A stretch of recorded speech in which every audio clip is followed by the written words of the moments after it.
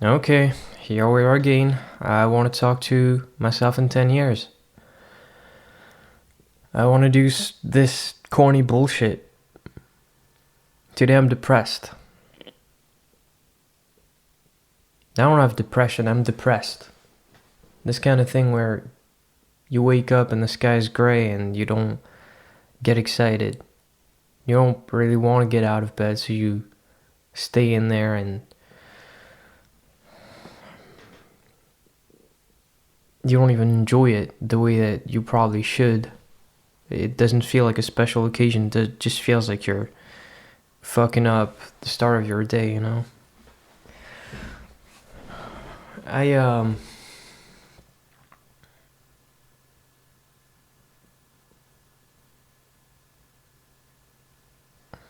my mood gets very reliant on the amount of pain my arm is in.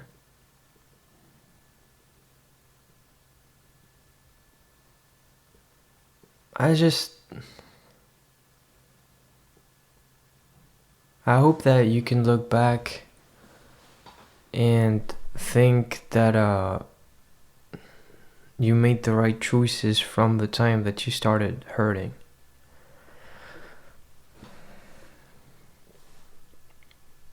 Look, boys, I got up and we went to visit some sort of bunker near here, and it was cool as shit. But yeah, I got up late, wasn't too motivated about it, got home and watched a bunch of videos about RSI, which is the disorder that I think I have, and in those videos, they talked about how the RSI is not always painful, and that by the time you feel pain at the end of the day, you have developed a somewhat severe version of it, and by the time you feel pain when you wake up in the morning, which I did this morning and have on and off for like a year almost, there's a possibility that you just don't go back. And it's stupid because that gets to me, even though I know that this is real. I knew this was real from the moment that I felt pain in my wrist on like the 28th of December 2020. Let me check that. Let me check that that is the case. I do believe that it is, but I feared that this would be what could happen.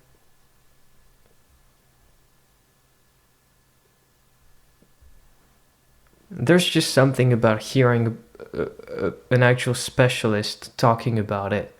Like, she sees people, oh, I said she sees people every day that have this. She knows what she's talking about. I was just a 20-year-old kid who wanted to see every single possibility.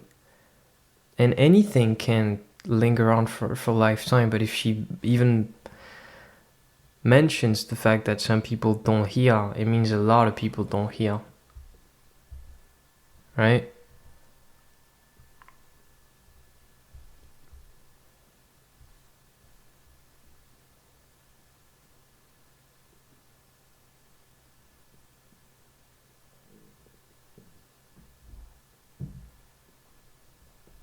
I don't know, probably the 28th of December, something like that. Who knows, man? I don't care. I don't care. I don't want to know anymore. Sorry. I just hope you're looking back and shit video, man. I can't stop.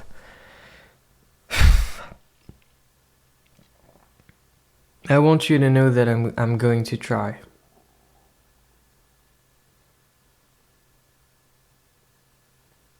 It may be too late already. I didn't get a head start in this bullshit. I was this, you know, it was sort of my fate to fail. It was sort of my fate to develop this disease because it was a completely different realm of possibility. When I started having tinnitus, for example, I didn't know that this condition existed.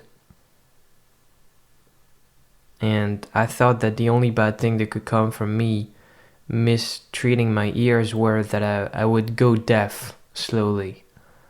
But it wasn't the case. A bunch of stuff can happen to you if you don't take care of your ears properly. I just didn't know or didn't care. It wasn't something that I thought about. It wasn't real to me.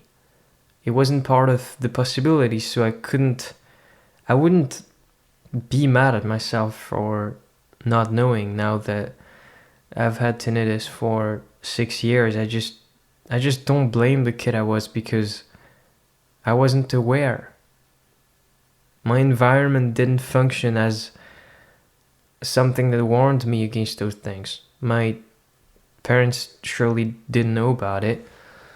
My music teacher actually tried to get it through to us, but maybe it wasn't personalized enough. Maybe it just felt like another bullshit thing at school. I found a little prospectus, a little flyer. Years later, after I had tinnitus, I found that when I was like 12 or 11, I had learned about this thing, but I just never paid attention. I just never paid mind to it. It's just not the same if you don't have it, or if someone you know doesn't have it, It's not the same. What was the same for guitar? Of course I knew that I could hurt myself and I just took that risk. Of course that's what happened, but I didn't look at the previous years, This RSI expert that I've been watching, she insists on the importance of posture. And I just look back at all those years prior to the pain starting in my wrist, like, dude, of course I was going to get this. Like, I was so erratic.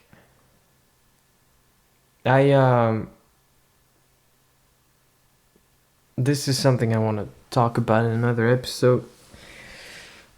But I didn't do what was right for me. I went to sleep late. I spent my time on a computer, and it had sort of hit my radar that this wasn't good. Like, the structure of a laptop is R-worded,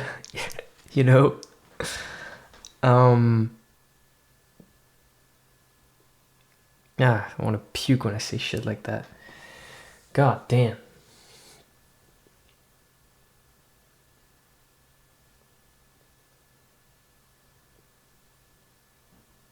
This is who I am.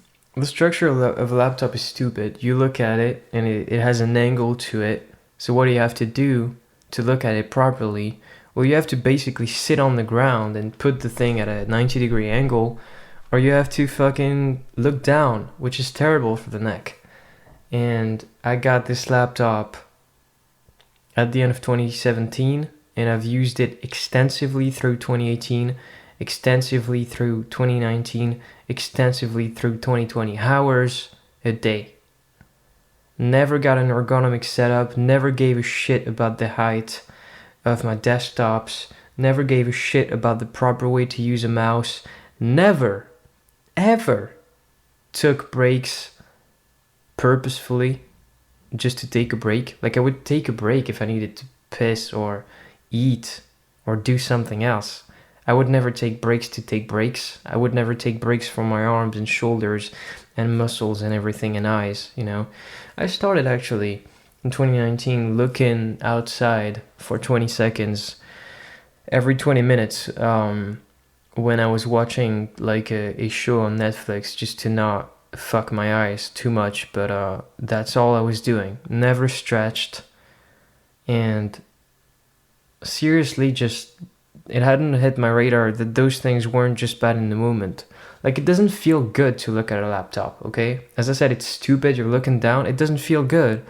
But hadn't hit me as a teenager that I was fucking myself up for later, that I was setting myself up for failure. And that is just that. Because we just accept that computers and cell phones and keyboards and mice are part of us. I had like IT classes at like 8. And obviously I was never told about ergonomics, I was never told about RSI, I was never told about proper posture. Even in school, I wasn't told about proper posture because of some kind of bullshit, hippie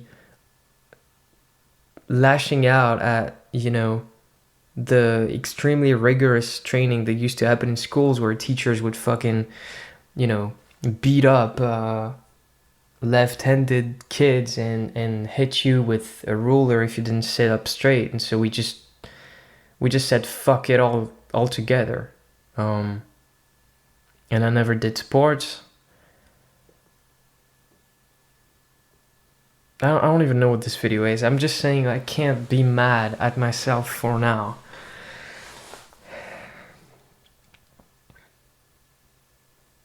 I can't be mad at myself for before the pain. But there was an idea that spending so much time online doing mostly unproductive things would fuck me. But I thought that I'd be so depressed. I thought that I'd be lonely. I thought that I would fail my projects. I didn't think that I would get like a debilitating disease from it. One that's not psychological, or not entirely psychological for sure. So, dude, I know what you need to do, and you've always known what to do, and it hadn't hit your radar that you would get a disease, but you knew that it wasn't right to do what you did, right? You wanted to exercise. You wanted to quit the computer. You didn't have that part of it in you, but I hope you're happy. I don't give a shit about anything else. I don't even care about the music.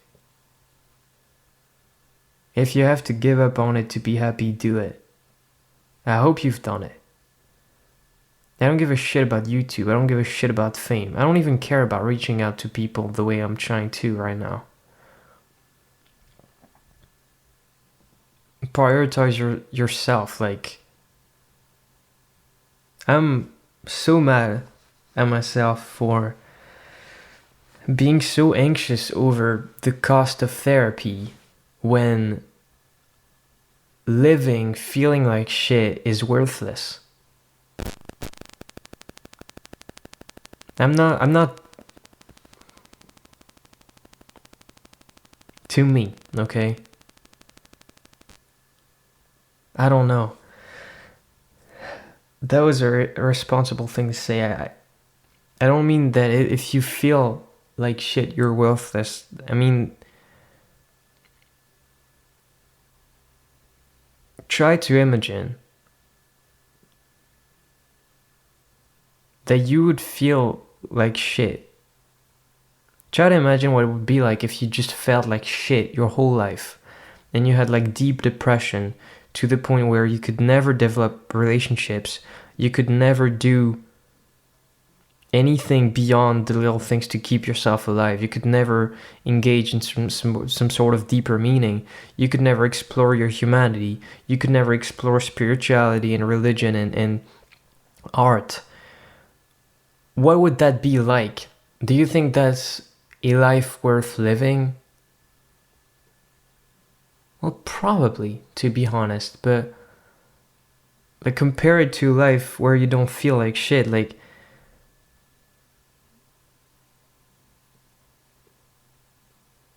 my conditioning is insane.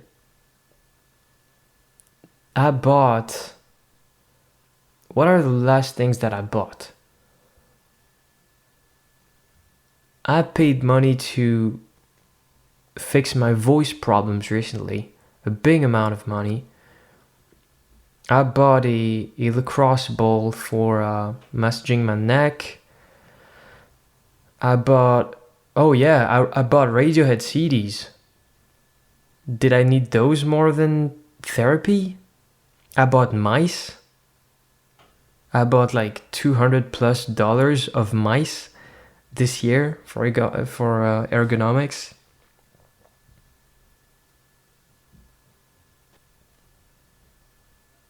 I have instruments in my room. I have a PC, I have a laptop, I have microphones, a piano, headphones. I have 2 big amps behind me and a small one, which I have a Shure SM7B on top of it. That's a €500 mic. Do I need that more than I need therapy? Like, obviously now, no, and I got it at a time when I thought I needed it because I wasn't the same guy that I am now. I literally, my approach to everything's changed since, and I could sell all of that shit. All of it.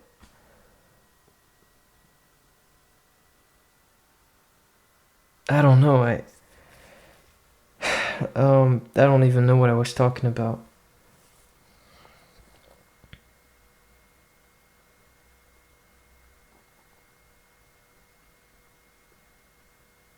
I don't care about the clinical aspect of it. I don't care about what was going on in my mind chemically or electronically. I don't care about anyone else's view, anyone's eyes on me. I don't care how you want to label it. But I can tell you that I've spent the last years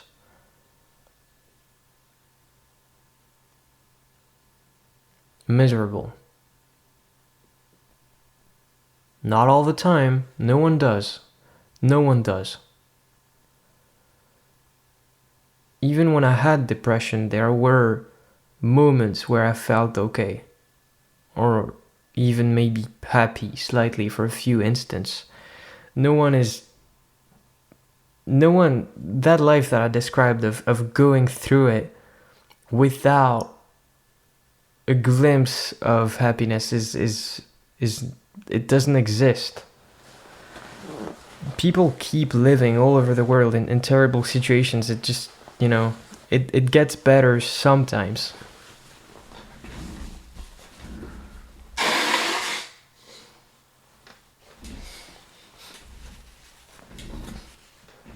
But every day I was in pain. At night I was in pain. I couldn't go to sleep. I wrote about it. I said it to friends.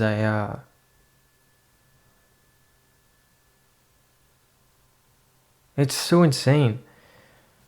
There's a balance to life that fucks you up when you think about your past. Like, everybody is like that. Everybody has moments where they're miserable. So like it gets into this thing where like what is truth even? Was I miserable? What does that mean? And when I look at my past, I just see a big bowl of absurdity, and I can't. I'm really going through some shit, but even where I am right now, I can't really say that I was miserable. I'm having second thoughts.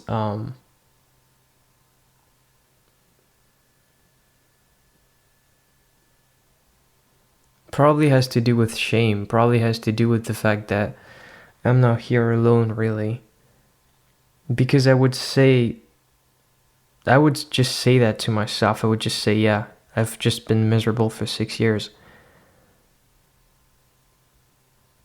Let's try to approach it from a more objective standpoint. I suffer currently from a lot of issues that I've suffered from for years. So that means like I had problems that I didn't fix. I think that's a pretty objective description of what it is to be miserable. When you can't you can't fix your shit even in 6 years. That is pretty sad, I guess. Fuck.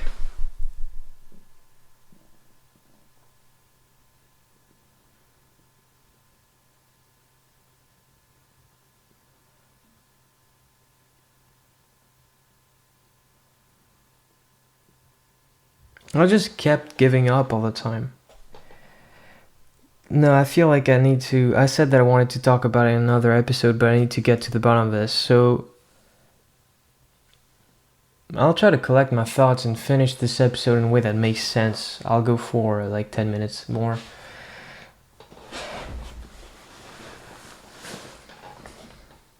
Holy fuck, yeah, let's do it. I'ma outline the major problems in my life in the last 6 years, and we'll maybe dive into it individually another time. In 2015, I fucked my ears. I don't know how it happened. I don't know. I went to a concert that was really loud. I don't know if it was a hearing trauma, if it was due to the otitis that I had afterwards. I don't know if it was due to the medication I had afterwards.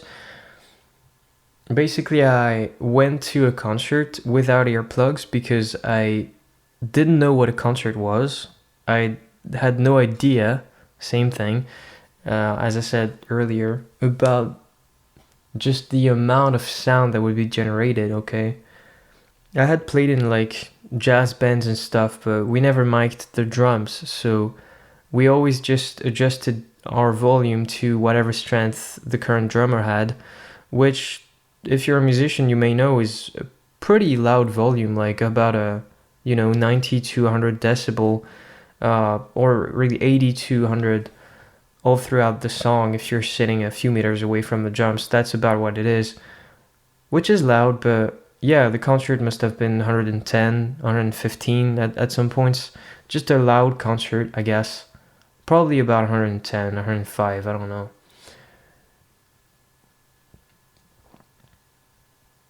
It ended by my radar, and there was a first part to the concert, and so yeah, for like 2 hours I was exposed to loud noise. I was pretty close to the speakers. After the concert, nothing happened. I felt good. I'm gonna fucking get my water. I may be here a while.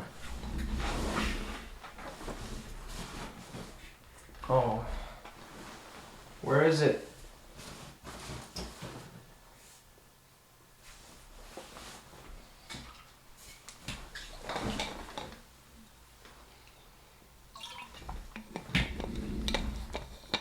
So that happened. That was in October, November, something like that. In December, I went to a doctor that removed a big chunk of junk out of my ear, and I felt so relieved, and I heard everything so loud. It was simply cerumen, a big concretion of it that was plugging my ear and probably pressing on my eardrum, creating the tinnitus and stuff. That's what I thought, because the tinnitus actually went away for 2 weeks after that, and it was amazing. It was insane. I cannot describe how that felt. It felt like coming back to life, literally. It felt like I was dead, and then I wasn't, because I was 14 years old when that happened, and I was suicidal.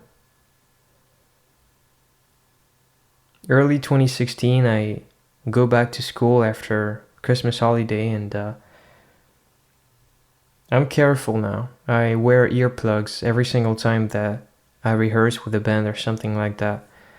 And obviously I would if I went to concerts, which I didn't. I mean, I did afterwards with earplugs, so yeah, I protected myself. But a few weeks or days in, the tinnitus comes back. I suspect that probably the ears were just tired. So it comes back, and this was an insane year where it feels like the addition of tinnitus with new friendships and the discovery of new music made me discover the self in a new way, in the way that children and animals don't have, and just it made me feel like I had some sort of spiritual awakening where it didn't feel as though I was alive earlier, and now I was.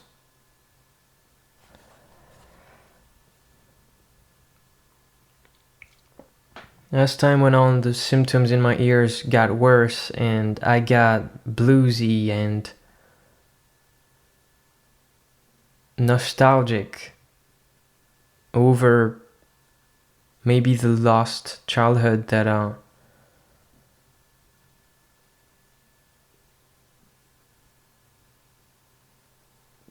felt that it was completely taken away from me the minute that it started, because I had to face this thing in a crazy way. And after the initial high of the suspected spiritual awakening, or whatever the fuck that means, I got low again.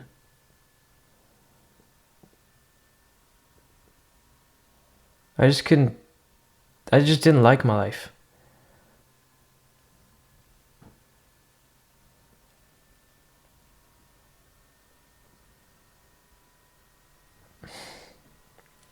I'm having trouble speaking right now because it's just heavy, and I don't like speaking when I'm depressed, like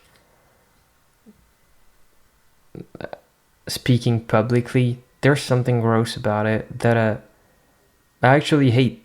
I actually hate that there is a stigma on it. I actually hate that there is a shame associated to it, and I think that's the exact type of shit that ruins people's lives. I think that's the shit that makes people kill themselves. That's why, teenagers hang themselves, because they're ashamed of feeling the way that they do feel. But they actually do want to talk about it, but they just feel gross. They just feel dirty. Exactly, the way like rape victims feel guilty about it. I fucking hate that shit. And frankly, I didn't want to talk in this state of mind anymore. I didn't want to talk when I was depressed, because it reminded me of a general sense of being unhinged online and saying things that you haven't thought through, or that you have thought through but that you come to regret afterwards. But I'm just talking about my fucking life,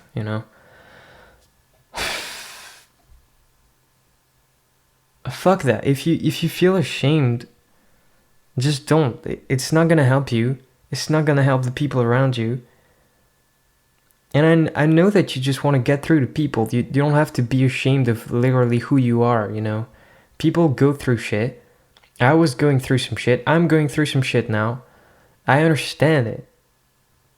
It opened, this spiritual awakening. Of course, it was because of the tinnitus. Like, that's what started it, because everything that I thought I knew was shattered. I had a worldview that was really sort of scientific and rational, and I sort of rejected everything that's spiritual, really. I just saw things so simply, so clearly. My life was so... I didn't even have to try anything. I was doing good in school, and I was gonna be an engineer, and that was it.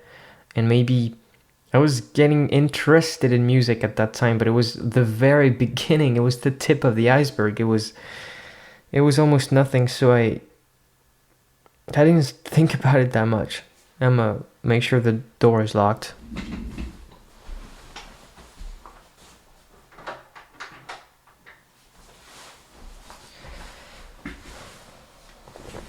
I had a simple and beautiful life, in a sheltered life, and I had had the perfect childhood in the perfect family, and everything was going well in every possible way that it could. I literally cannot think of a single thing that bothered me, or saddened me, or angered me.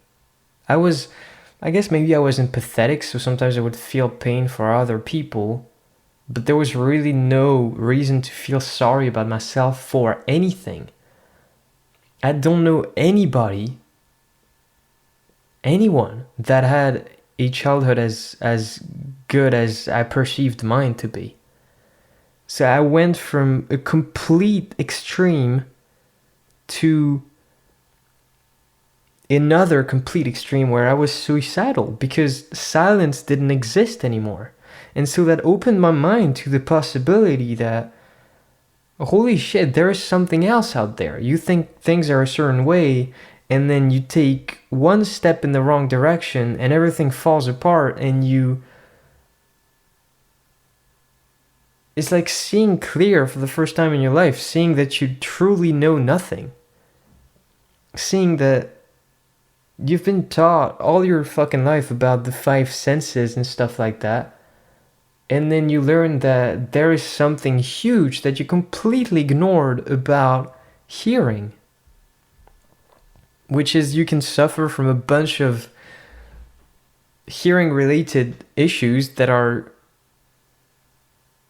a lot of them are just psychological. And you can't do anything about it. And tinnitus, typically, if it's been there for a couple of years, it's gonna be there for your whole life. And I came to mask it later, and I live with it as though I didn't have it now. But it was crazy. So it was the tinnitus on top of my new sensibility and awakening to music, and the fact that things were, I just saw for the first time in my life that things were so prone to shifting in major ways. And I guess that is true about death too. It made me, if you could be so fine one day and then the concept of silence got taken away from you. Like, I want to make this clear. The one day I heard perfectly, and I heard silence when there was no sound, right? Like everybody, sort of. And the next day I started having a ringing in my ear that has been here for 6 years since. Every single day, every waking hour. If I pay attention, I can hear it right now. Yeah, I hear it.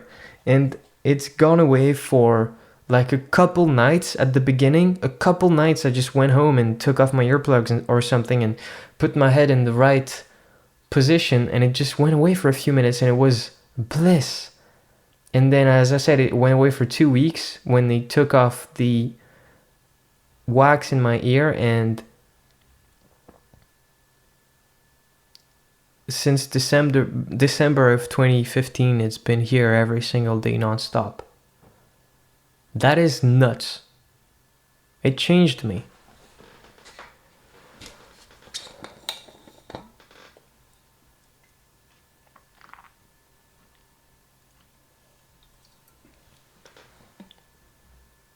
It changed everything about me. That's stupid. That's a stupid thing to say, but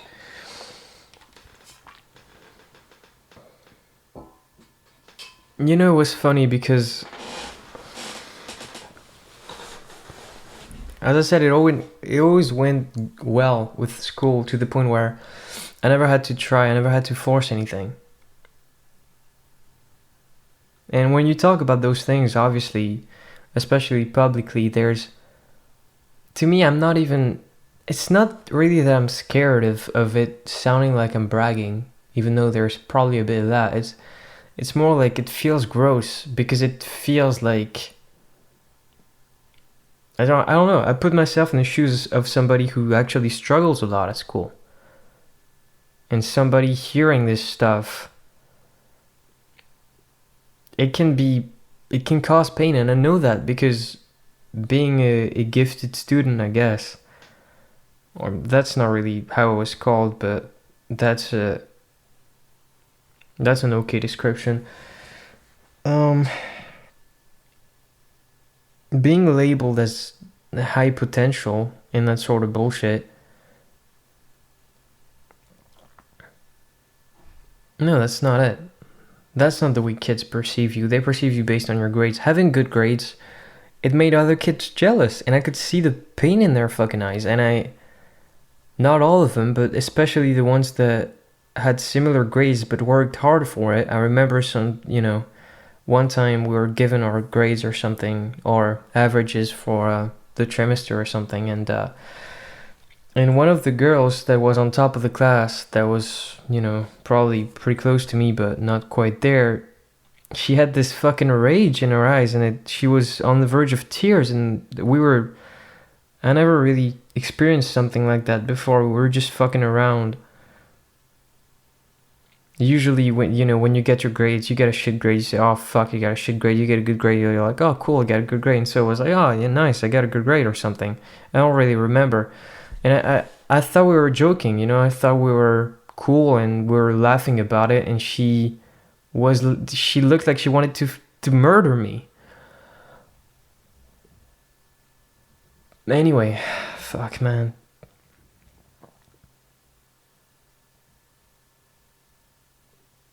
As I said, there's a balance to life, and I feel more comfortable now talking about those things, because they do matter, and obviously I wouldn't complain about being who I am in terms of how I did in school, but being like this gives you a lot of room to fuck up in exactly the way that I did. Because you never learn to work.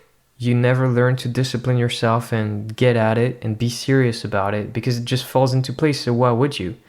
And when you're 10, people are jealous of that. And when you're 20, well, here I am. I want to be, it's an over exaggeration, but essentially at 14, after the first year of high school, I was like, fuck, man, I got good grades, but I didn't do shit this year. This is weird. I need to be better. I need to try to do this thing actually, put effort into it. So I was at my grandparents, and they're here right now instead of... I was at my grandparents, and I was listening to America by Simon Garfunkel, which is one of my favorite songs of all time. It's magnificent.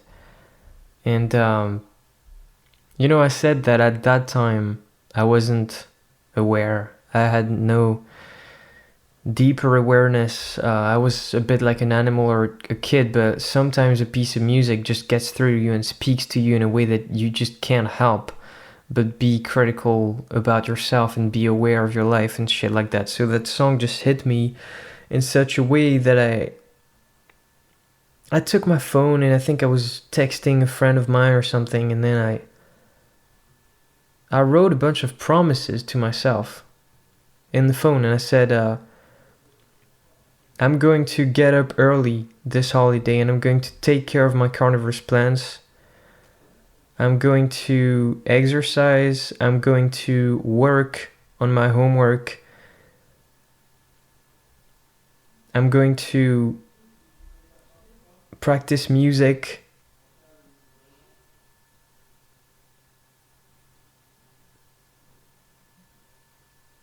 I don't remember what else, but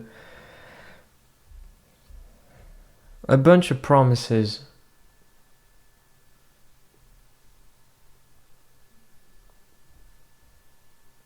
Just to be better, just to try for once and not let things fall into place the way they always had, but because it wasn't really that I was worried about my future. I just wanted to exploit my potential. I was like, well, if I'm this good without doing anything, how good could it be? Right? So I started that second year of high school with the motivation to do things that I hadn't had before, and it was beautiful, and I was listening to music on my way to school, and I worked for the first time in my life. I was implied, I was applicated. I applied myself for like a month or two, and then the tinnitus happened and everything fell apart. I was completely cut short in my attempt to make things right, to try to do the right thing for the first time in my life, really. Which, I wasn't a bad kid.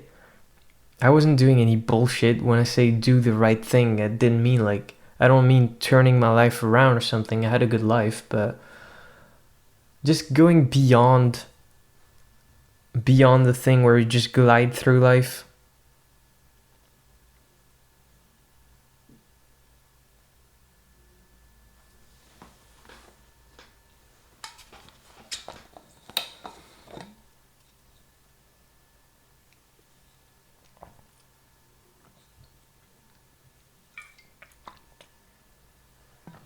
So after that, I'm in pain for a year, and yeah, third year of high school, my grades start to drop, and I'm like, fuck, I need to get back into the groove of this. Our third year of high school in France is the only year that matters really in terms of grades, because that's where the colleges look at how you're doing and accept you or don't. So I needed good grades, and I really didn't. It was really erratic at the beginning of the year. I would get very good grades and then very shit grades, and I thought back of that promise I made to myself that I didn't keep. I thought back of this idea that I was starting to construct of waking up one morning on a holiday day at 6 a.m. and drinking a glass of orange juice, going for a run, coming back at home for the rest of the breakfast, and just doing productive, beautiful things all day. And I started to take that day in my head and build on it. I added, doing your homework and working on the songs that you're starting to write, and working on doing things to contribute to putting albums out. And it was a perfect day. It was a perfect idea.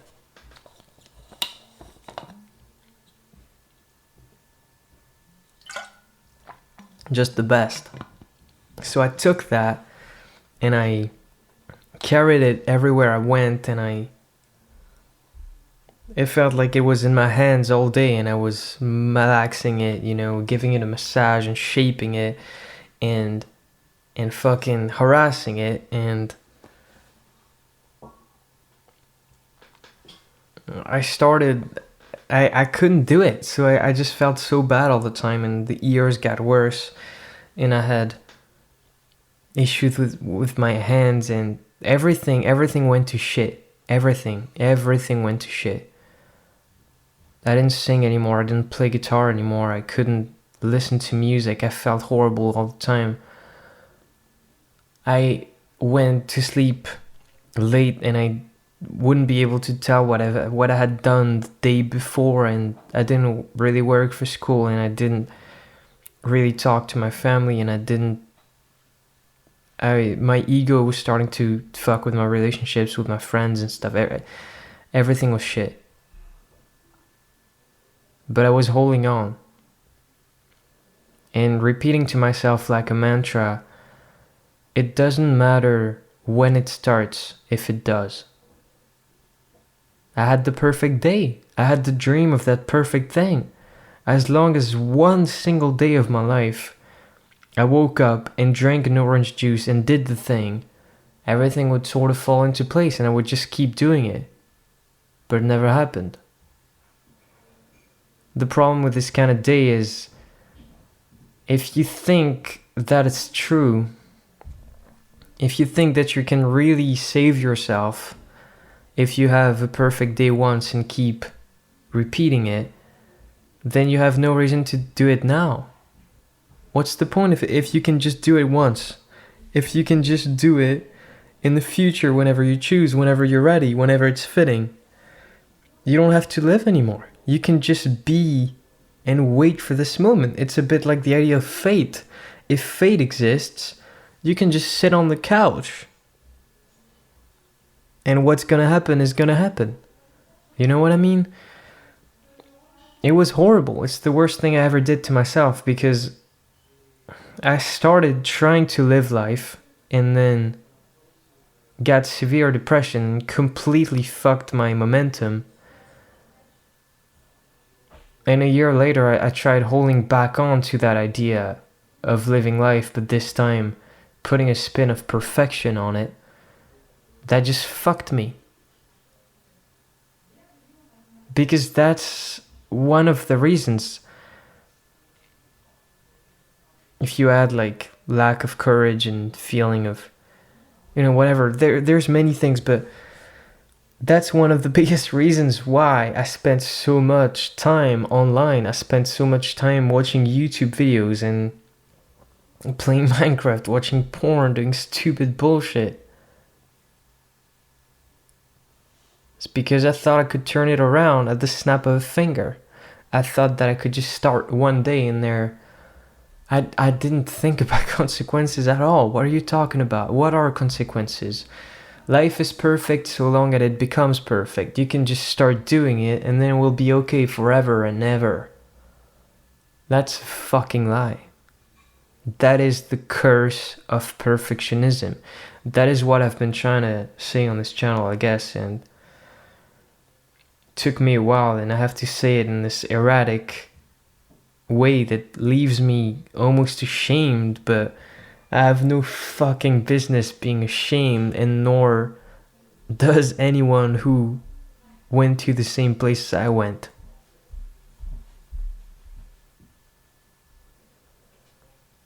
No fucking business.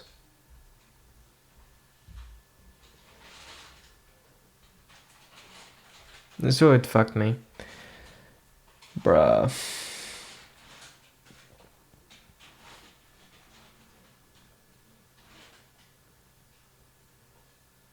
I still wanted that day, every day. After that point, after 2016, I still held on to it. All the time.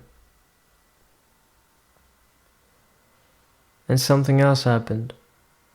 In February of 2017, I lost my Samsung phone with a bunch of songs and poems on it. I lost about 100 poems and a few songs. Not a lot of songs, mostly I just lost poems. Maybe more than 100, I don't actually remember. Here's what had happened. I was sort of aware that technology just fails sometimes. Not really technology just fails. I think I feared, dropping my phone in a pool of water or getting it stolen from me. And I thought, that's how I can lose my art, and I do not want to lose my art, so sometimes I would back it up. In December of 2016, I backed my phone up on my computer.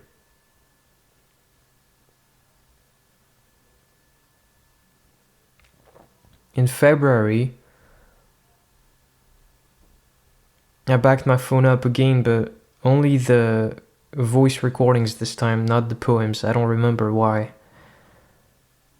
And a week after that, I woke up one day, turned on the phone, and it,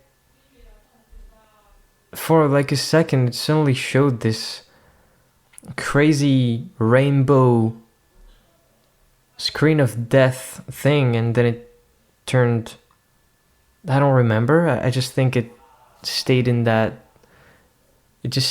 state.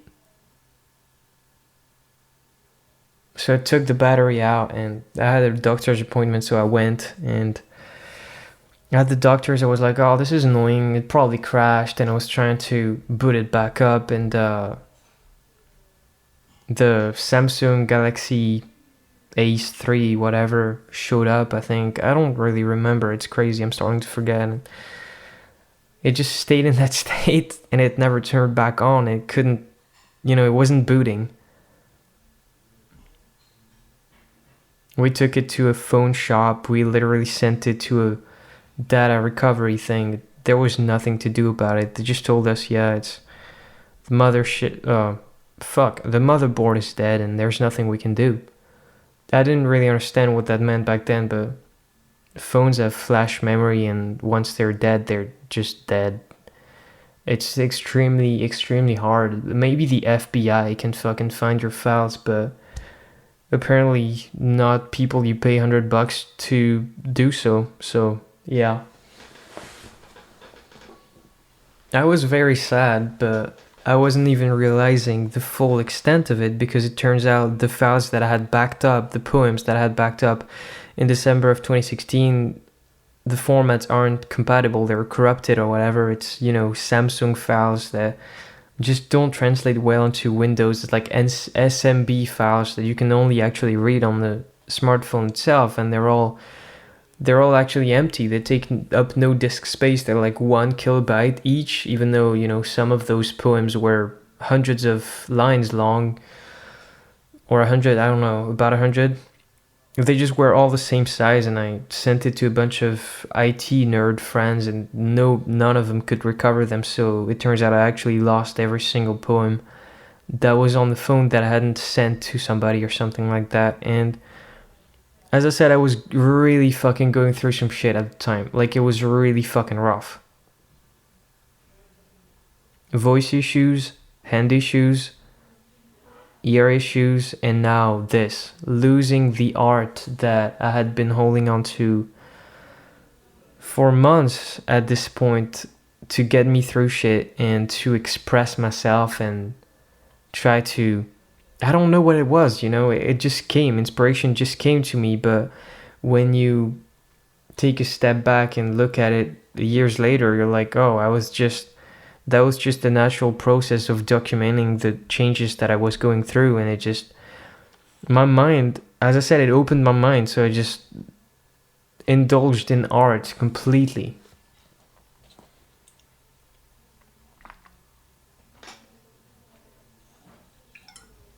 I was fucked up. It's funny, I don't...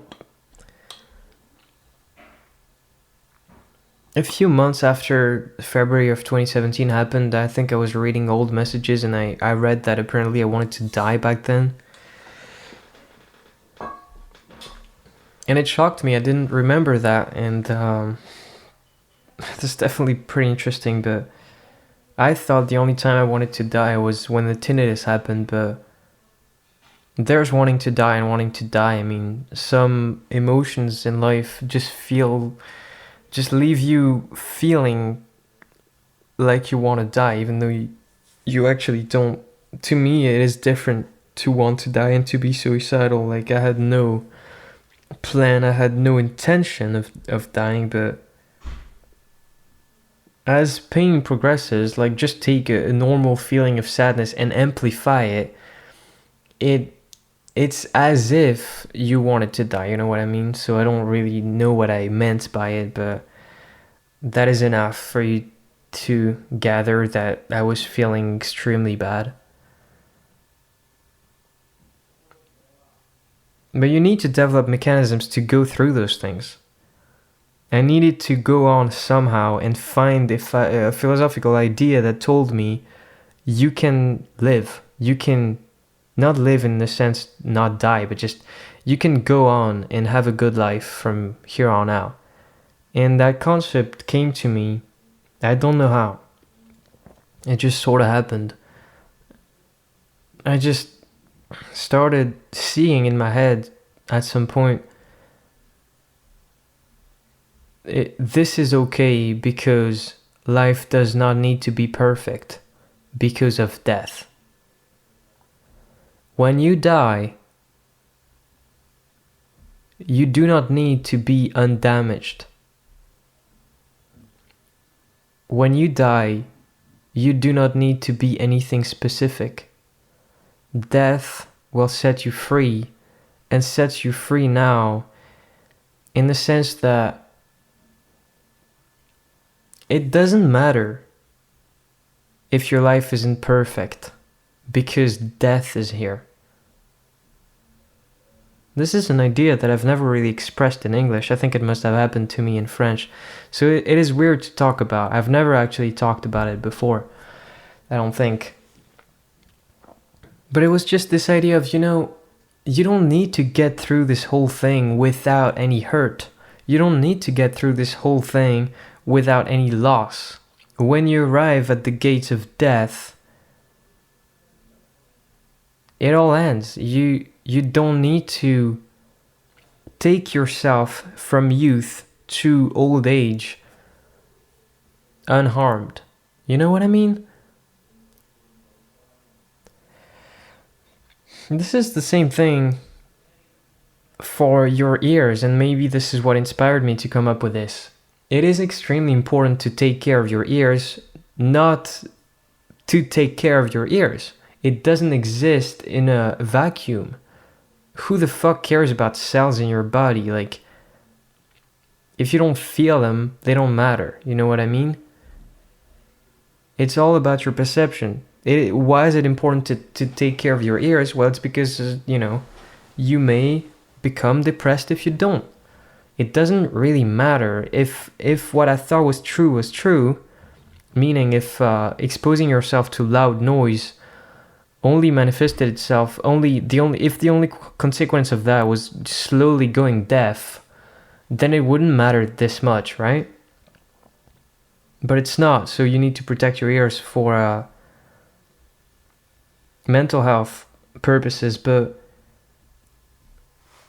yeah, you for example, you don't need to die with good hearing. In fact, nobody really does, When you're old, you don't hear as well, and that's okay. You don't need to never lose hearing. You need to manage your hearing properly throughout your life so that you have what you need when you need it, and you don't suffer too much.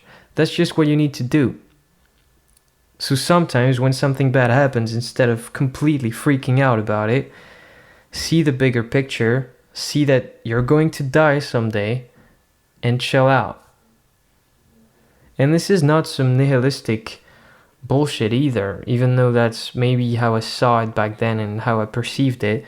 This is actually a really good way of defeating anxiety. And yes, I simply was realizing that someday this would be okay, and that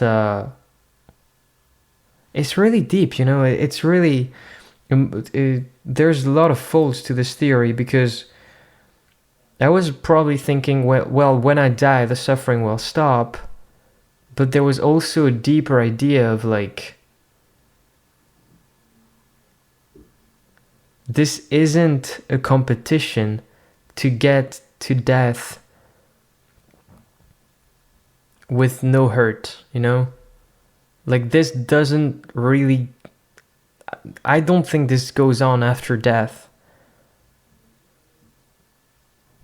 So, focusing on what is already lost is just another way of refusing to have a good life from here on out. You know what I mean?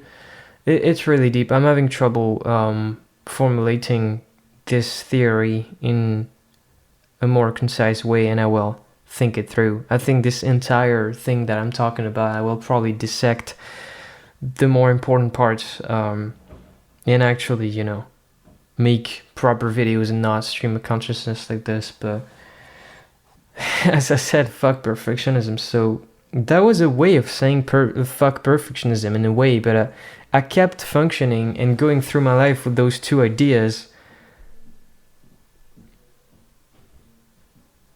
You don't need to be perfect because you'll die, and the only thing that matters is that you get to this perfect day. And then that turned into not the idea of the orange juice anymore, but more the idea of specific albums that would be recorded or something like that, which I've talked about before, where it's like, well, if I record this album, it's okay, I can just sit back and do nothing now. So those two ideas, in a perverse way, were feeding each other into saying, you can watch another YouTube video now, even if it's 2 a.m. I never really realized this about the death idea, but it was really clear about the orange juice idea, you know, it doesn't matter when it starts if it does. I literally wrote this in one of my songs. It doesn't matter when it starts if it does, at some point in 2017. I just had no deeper awareness of the consequence of things. So yeah, I wanted to dive into the tinnitus to illustrate that sometimes concepts are revealed to you that you had no idea about. Well, it was the exact same thing for RSI.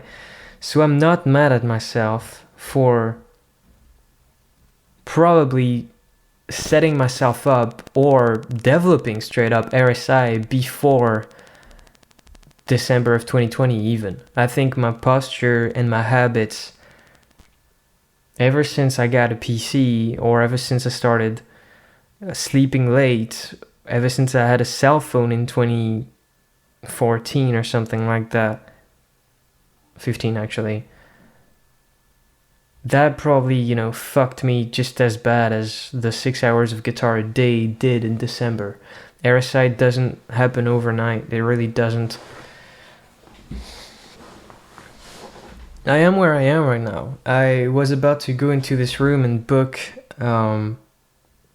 schedule an appointment with a clinic that deals with RSI in France, and I will actually do that now, but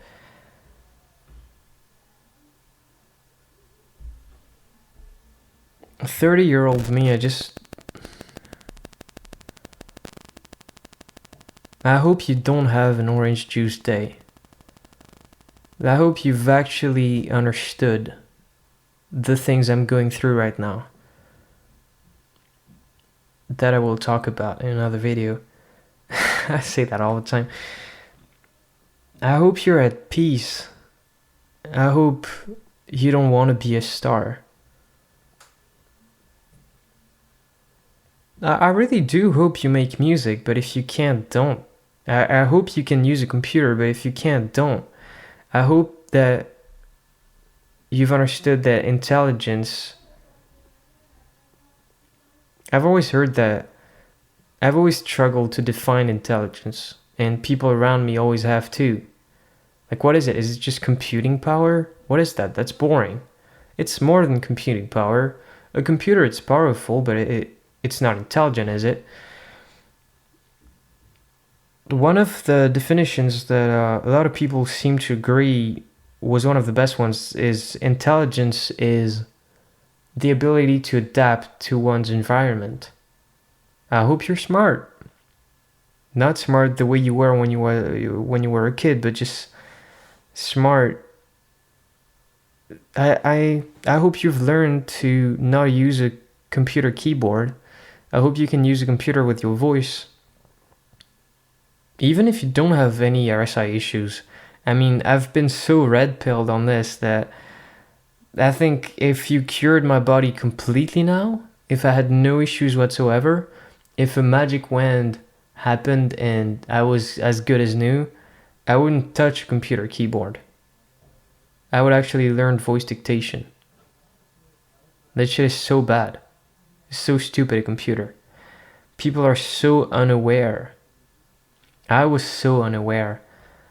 I hope you've forgiven yourself for being ignorant.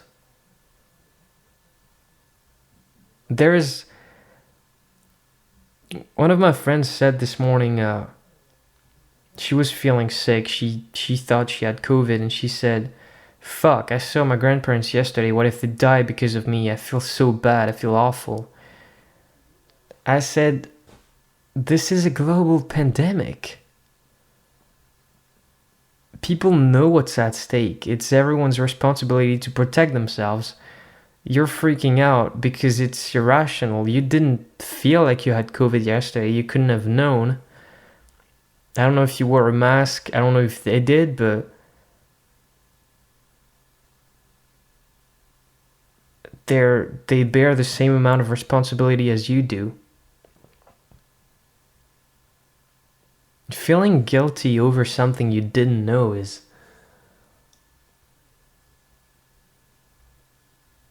probably the some of the worst traits in humanity. It's like, but you know, if I say something stupid to someone and it hurts them because of something I didn't know about, I'll still apologize for it. It's just the way we are, but in a ideal future society, I don't know, where humans have evolved to have more emotional maturity or something, I won't apologize. I'll just say I didn't know or something. I don't know. This is dumb.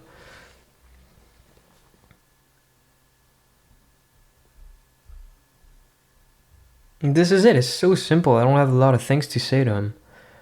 What is difficult is the RSI and curing it, and posture and nerves and muscle tension and tendons and bones and MRIs and ultrasounds and clinics and health insurance and getting a job with arm pain and psychomatic mind body syndromes. But what I want for myself in 10 years, what I want for you is so simple. I just want you to be okay. I just want you to be happy. I hope you don't live your life based on this promise you made to yourself at 14 to exercise and take care of your carnivorous plants and do well in school and practice music, because you're not 14. You're not there anymore. You're not at your grandparents. They may be dead. You don't even. This iPod is. Oh. This iPod may be dead. You don't use those headphones anymore. You don't even like using headphones. I know you probably don't. I don't know.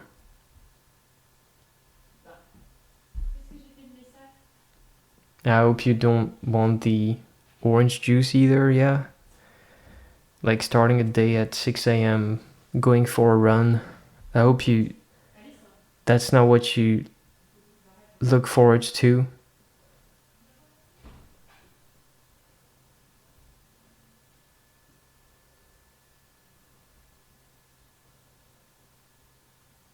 And I hope you don't want the things I want from me. Now, short term.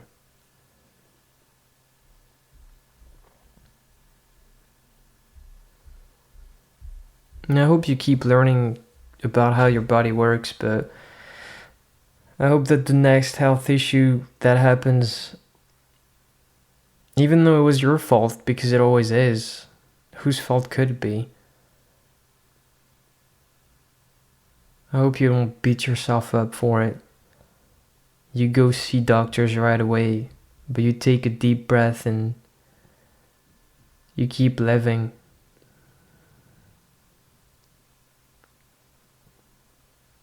You know, of course, it gets eclipsed by some other shortcomings, but in some areas, I'm doing incredible. I'm doing incredible, and it doesn't even register because of this fucking perfectionism that I'll shed over the years, slowly but surely.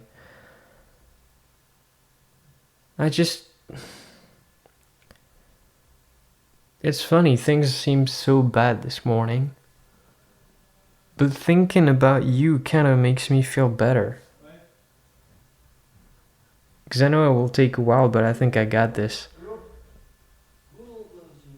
I don't see how it could not.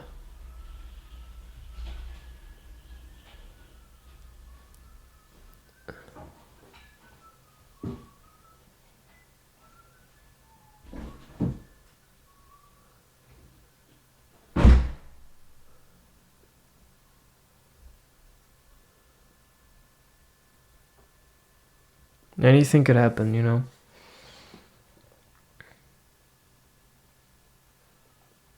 It's so funny. At 15, when I was going through this spiritual awakening, I really should have thought that I had it. I really should have thought, oh man, I went through this thing of having my mind open to this new world of possibilities, understanding that I knew nothing and losing silence that is so big.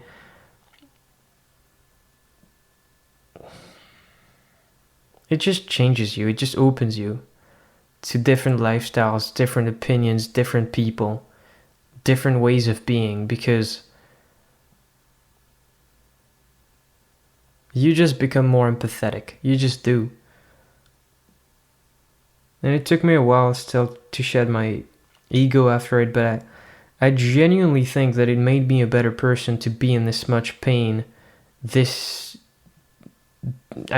just literally see the other side of the coin when everything had been perfect forever. And now it's probably still making me a better person, what I'm going through now, in a weird way. Pain is just shit sometimes also, you know. It just makes me old and stressed and useless, but you have to look at the bright side of things all the time.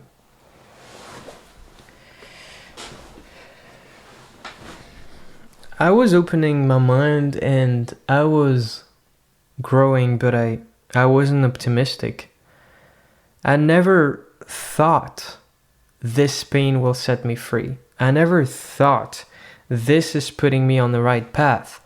I never thought this opened my eyes to how to have a good life. No, I thought this opened my eyes to music and people. But it did open my eyes to how to have a good life, or it could have if that's what I thought. I think I should have thought that I had it back then, because learning so much so early on, I mean, I had an incredible head start that I could have used, and I tried to use. I tried to play more music than I did, and I wrote songs, and I started shaping this future where I would be a songwriter, and it was incredible, but I was too pessimistic about it. A few months after developing tinnitus, I felt old. I felt like I would never make it. I felt like I would never know how to sing and play guitar properly, because I was already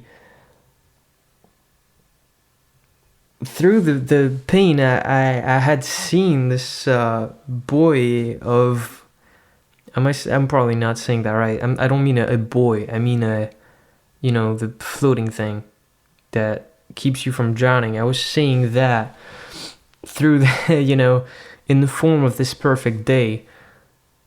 So I since I wasn't living up to it, I just felt old and useless. At 15 years old, I told my friends, hey, I feel so old.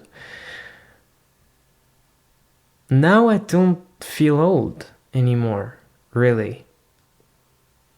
And now I kind of feel like I got it. I'm very aware that the next 2-3 years will probably be tougher than I can even imagine now. But in 10 years, I mean, I don't think I'll be dead. And I mean, in 10 years, either you heal or you adapt. What's the worst thing that could happen? In 10 years, I think I'll be fine. I mean, I can do anything. I can learn how to use a computer with my voice in under a year, and then I can do whatever the fuck I want. I can have a business online.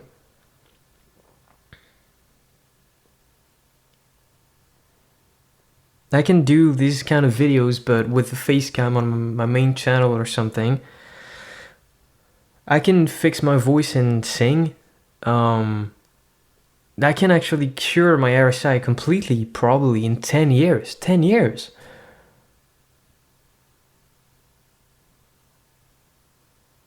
It is making me feel better. I just hope that you're not like me. Because when I woke up this morning feeling bad, I wasn't thinking about you know? I wasn't even thinking about tomorrow. I was simply thinking about the pain I was in right now, and that is kind of the exact same thing as being perfectionist, you know? When you think about the pain you're in right now, you sort of just compare your idea of a perfect day to how you feel right now. It does, you know, I don't know.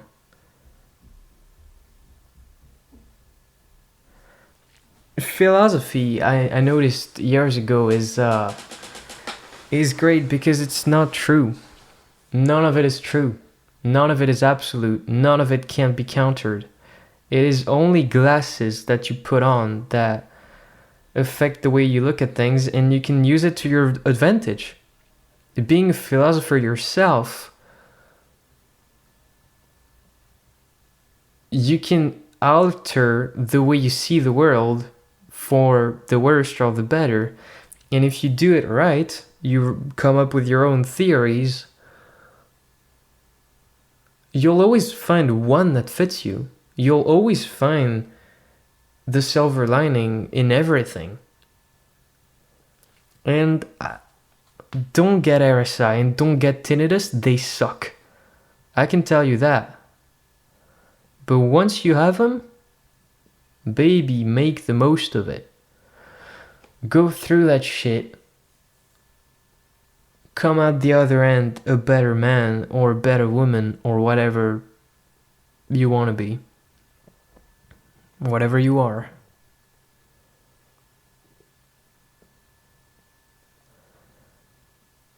I'm ashamed of being myself. I can't pretend like I'm not.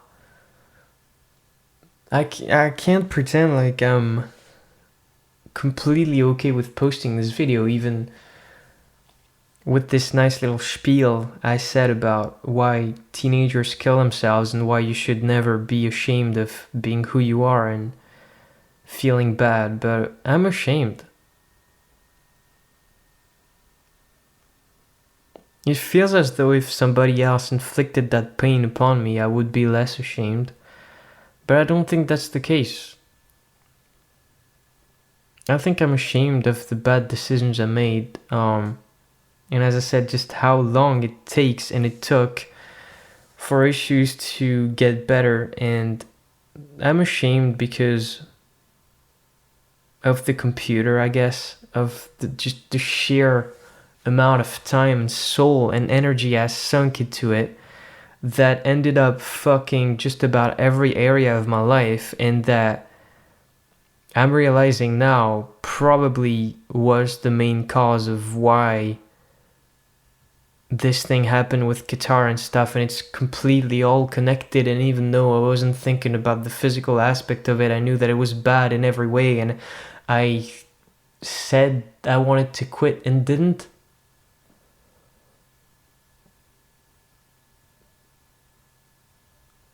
I'm completely human and I want to be it unapologetically.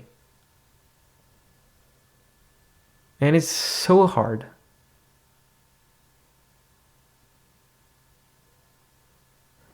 It's funny, I'm gonna talk about Jordan Peterson. I found this guy in 2017, actually, when I was really doing bad.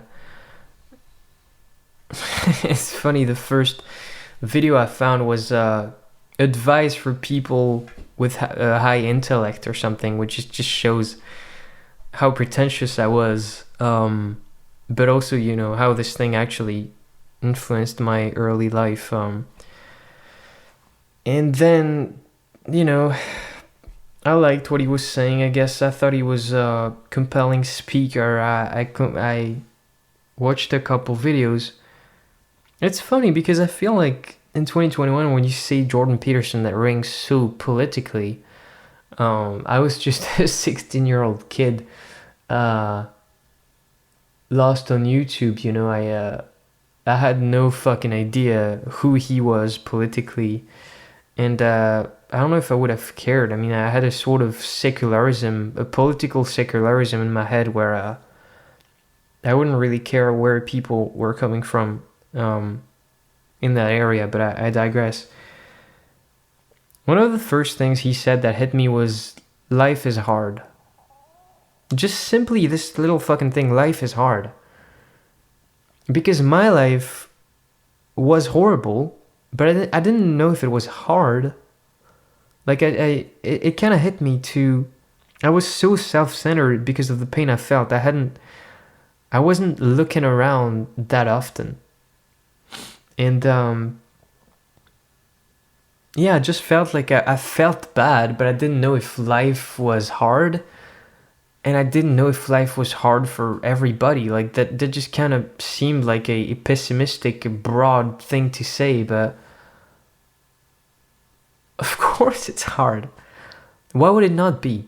Why would life be simple when I just said that philosophy is more about putting on different colored glasses than it is about finding truth? Of course life is hard because there's no truth. There's no truth that everybody can agree on. So what is it then, you know? Are there people that can see the truth and people that can't? It is... That's exactly the kind of thing that makes life hard. RSI makes life hard because you develop RSI and then you look at it and you're like, holy shit, why don't we tell everybody about RSI? Because you're biased. So as you know, when you develop the disease, you become biased and like, dude, what are you talking about? Like, should we tell every single kid about every single thing that can go wrong in their lives, or is it just up to the minority that gets hurt to figure their shit out? Like, everything is so complex. Holy shit.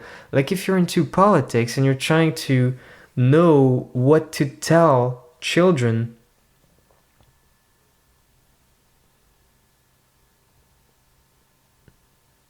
in school, like what education to give them, how the fuck do you choose between like an IT lesson and a lesson on how to do your taxes and a lesson on RSI and tinnitus and mathematics and biology and French and English? And holy fuck, it's impossible.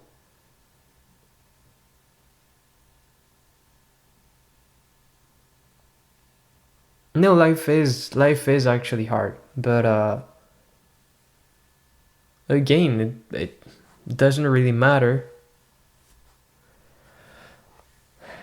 You're gonna die someday, so it's okay. And that's literally one of my favorite theories that I ever came up with. It's so simple, and I struggle to explain it in a concise way. As I said, I'll think about it further and make a video about it.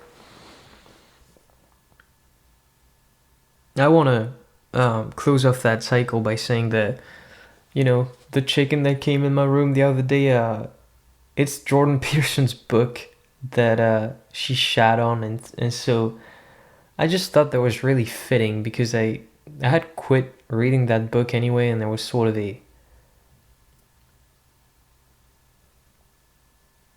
my chicken are very political, it seems, aren't they? It just seemed so beautiful that that's the one book that she shat on, you know?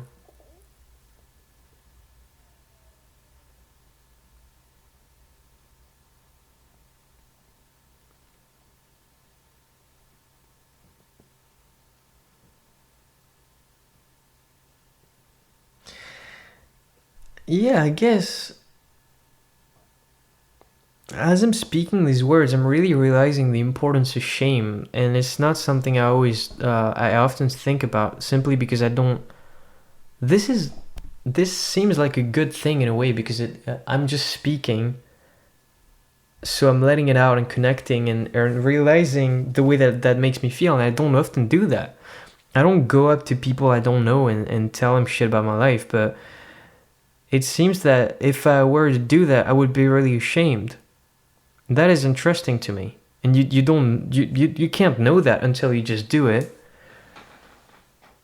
I was focused on perfectionism. I really these days I really thought that was the curse that fucked my life, but shame is so bad too because perfectionism sort of got me into a hole, and then shame made me not ask for a rope to get out of it in a way.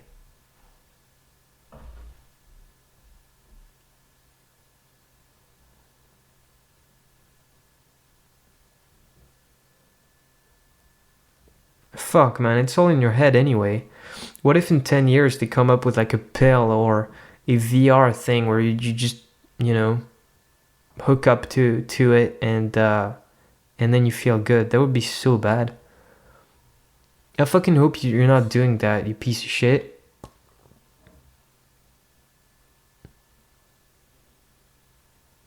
I fucking love you. It's funny,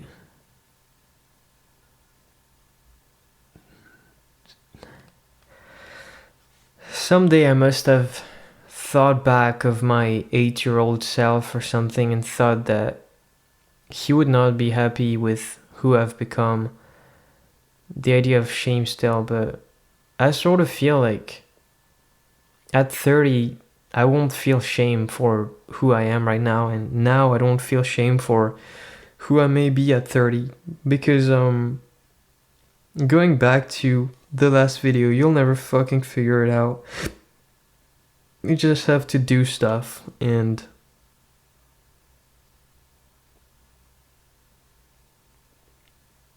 there's just no fucking time for shame.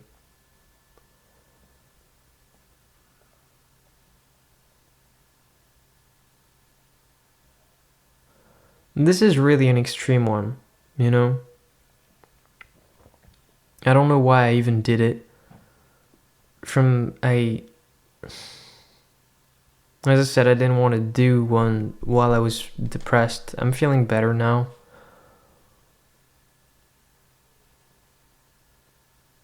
But this is about the limit, I think.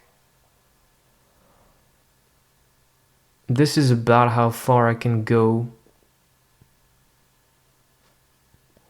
with completely unleashing my mind on YouTube. And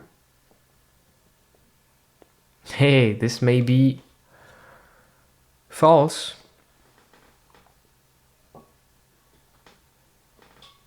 It's funny, I realized the other day that this channel was really kind of course it's therapeutic, but it's really about trying to teach something, you know? It's really about reaching out to people and like trying to get them to learn from my mistakes, more than it is to, yeah, it's really not so that people know who I am, you know, because I'm trying to conceal who I actually am. It's the narcissistic part of it is pretty small, I believe. And so, I mean, if there's any young people listening, or it doesn't matter if they're young, but people who feel like they're fucking up, or that all is lost, or they feel behind in life or misunderstood,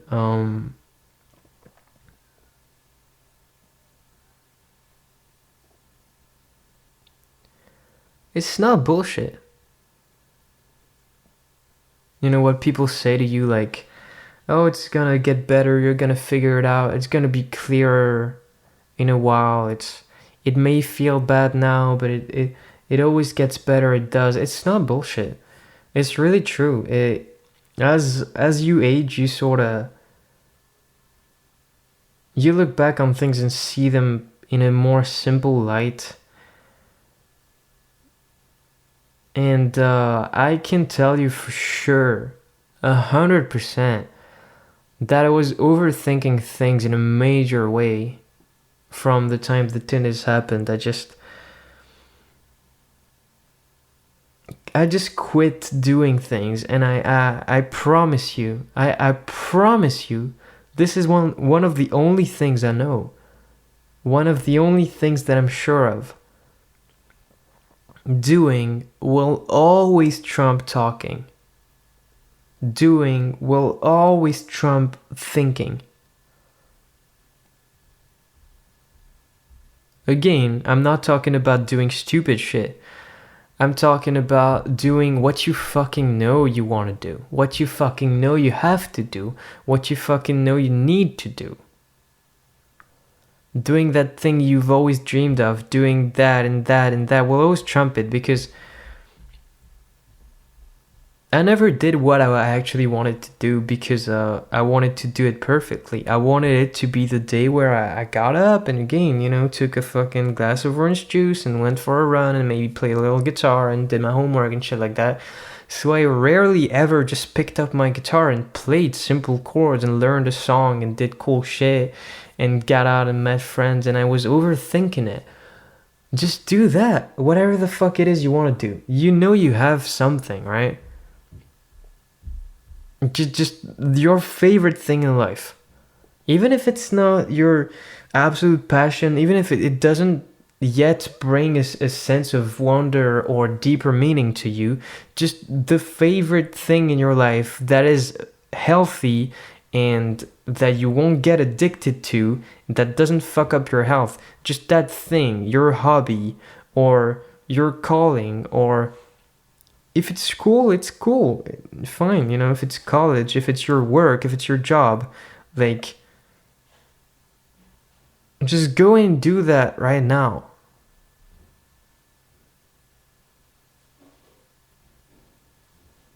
That is what makes things okay. That and meaningful relationships and sometimes therapy and shit like that. That, not constructing an ideal world in your head and beating yourself up for not living up to it.